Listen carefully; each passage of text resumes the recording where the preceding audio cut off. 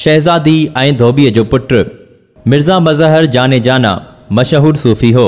मिर्ज़ा मज़हर अक्सर इहो जुमिलो चवंदो हो त असां खां त धोबीअ जो पुटु ख़ुशि नसीब निकितो, असां खां त एतिरो बि न पुॻो। पोइ हू बेहोश थी वेंदो हो। हिकु ॾींहुं संदसि अक़ीदतमंदनि खांसि पुछियो त हज़रत, धोबीअ जे पुट जो आख़िर किसो छा आहे?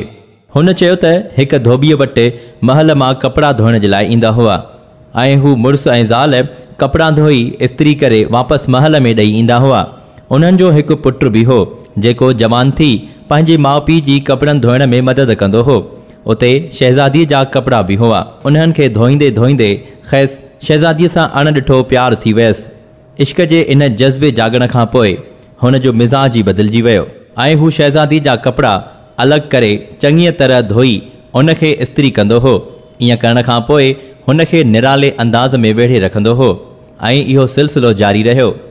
आख़िर हुन जी माउ इहा तब्दीली महसूसु कई ऐं धोबीअ खे कन में चयाईं, लॻे थो त हीउ असांजे सॼे ख़ानदान खे माराईंदो, छो त हिन खे शहज़ादीअ सां प्यारु थी वियो हो। पोइ धोबीअ पंहिंजे पुट खे कपिड़ा धोइण खां मना कई।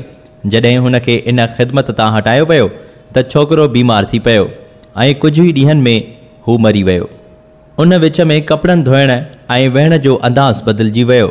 पोइ शहज़ादीअ धोबिण खे सॾु कराए पुछियो त मुंहिंजा कपिड़ा केरु थो धोए? धोबिण जवाबु ॾिनो त शहज़ादी आलिया, आउं धोईंदी आहियां। शहज़ादीअ चयो त अॻु केरु धोईंदो हो? धोबिण चयो त मां धोईंदी हुयसि। शहज़ादीअ हुन खे चयो त हीउ कपिड़ो वठि, इन खे वेढ़े ॾेखार। धोबिण उन खे साॻीअ तरह न वेढ़ियो। शहज़ादीअ खेसि दड़को ॾिनो त तूं कूड़ थी ॻाल्हाईं, सच ॿुधाए न त तोखे सज़ा मिलंदी। संदसि दिलि बि ग़म सां भरियल हुई, सो हूअ रोअण लॻी ऐं शहज़ादीअ खे सॼो किसो ॿुधायो। शहज़ादी उहो सभु ॿुधी ख़ामोश थी वई।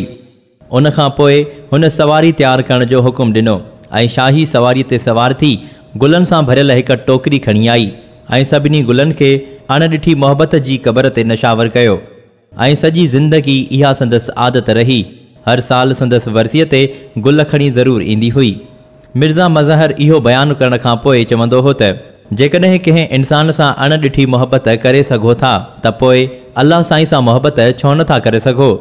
जेकॾहिं इंसान सां मोहबत इंसान जे मिज़ाज खे बदिलाए सघे थी ऐं हू पंहिंजी पूरी सलाहियत ऐं मोहबत खे कपिड़नि धोइण में इस्तेमालु करे सघे थो त छा असां उन अलाह सां मोहबत जो इज़हार उन जी निमाज़ पढ़ण में दिलो जान सां नथा करे सघूं?